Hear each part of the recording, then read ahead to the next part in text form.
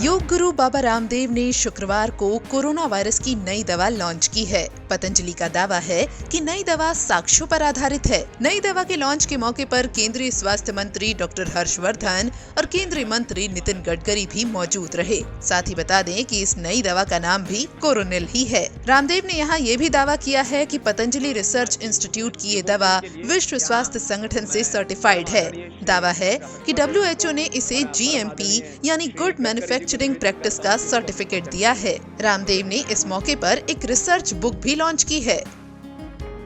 Corona जैसी communicable disease के ऊपर भी एक प्रामाणिक कार्य किया है और इसमें जितने भी प्रोटोकॉल्स हैं जो मॉडर्न मेडिकल साइंस के द्वारा स्थापित जो उसके पैरामीटर्स हैं, उन मापदंडों के अनुरूप हमने सबसे पहले डेंगू बनाया डेंगू के खिलाफ, फिर हमने कोरोनिल बनाया और कोरोनिल के संदर्भ में 9 रिसर्च पेपर वर्ल्ड के टॉप इंपैक्ट वाले रिसर्च जर्नल्स में पब्लिश हो चुके हैं।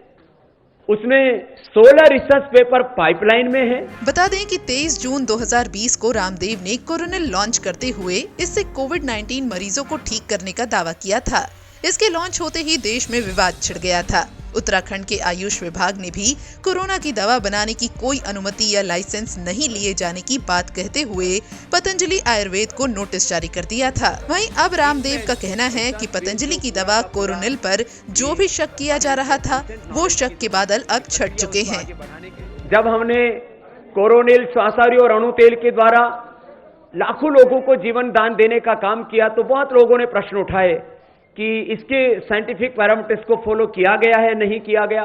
कुछ लोगों के मन में ही ऐसा रहता है कि रिसर्च का काम तो केवल जो है विदेश में ही हो सकता है, और वो भी आयुर्वेद में रिसर्च का काम कोई करे तो लोग शक की निगाहों से देखते हैं। वो शक के सारे बादल हमने अब छांट दिए हैं।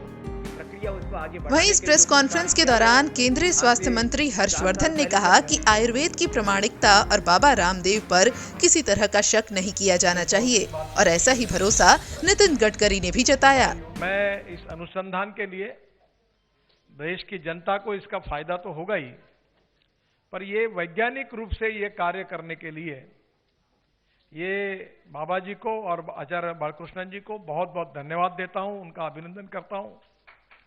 और मुझे खुशी है कि अब सब बातों का वैज्ञानिक आधार लेकर फिर वो जनता के सामने आए हैं, तो निश्चित रूप से लोगों का भी विश्वास इसके ऊपर और अच्छी तरीके से बढ़ेगा।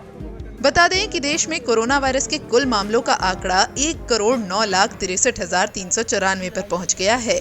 वहीं देश में 16 जनवरी से वैक्सीनेशन अभियान भी जारी है, जिससे देश में कोरोना वायरस के संक्रमण पर काबू पाने की पूरी कोशिश की जा रही है। वैसे यहाँ एक बात जरूर साफ कर दें कि दैनिक जागरण कोरोना वायरस की किसी भी वैक्सीन या दवा के इस्तेमाल की सिफारिश नहीं करता है, न ही किसी दावे की पुष्टि करता है। दैनिक जागरण के वीडियोस सिर्फ और सिर्फ जानकारी के लिए हैं।